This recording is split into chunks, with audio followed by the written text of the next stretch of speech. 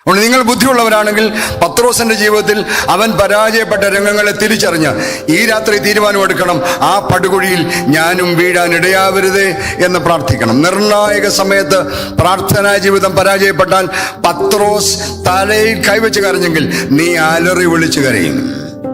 എന്തിനാ കമ്മിറ്റി? ഞാൻ ഈ അച്ഛന്മാരോടൊക്കെ സെമിനാറിലൊക്കെ പഠിപ്പിച്ചു എന്നൊക്കെ പറഞ്ഞ് ചുമ്മാ കൊച്ചു സെമിനാറിലൊക്കെ കൊച്ചു പിള്ളേരൊക്കെ പഠിപ്പിച്ചെന്നുള്ളതേ ഉള്ളൂ.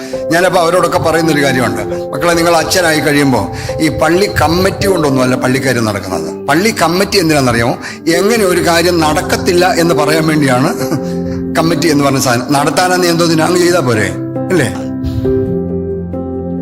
Blessed is the one who does not stand in the way of sinners, who does not sit at the seat of the scoffers, who does not walk according to the counsel of the wicked. നീ ദൈവവൈതനാണോ? നിന്റെ ജീവിതത്തിന്റെ പരാജയം ഉണ്ടാകുന്ന എവിടെന്നറിയാമോ? നീ നിൽക്കരുതാത്ത സ്ഥലത്ത് പോയി നിൽക്കുന്നത് കൊണ്ടാണ്. അലറി വിളിച്ച് കരയാണ്.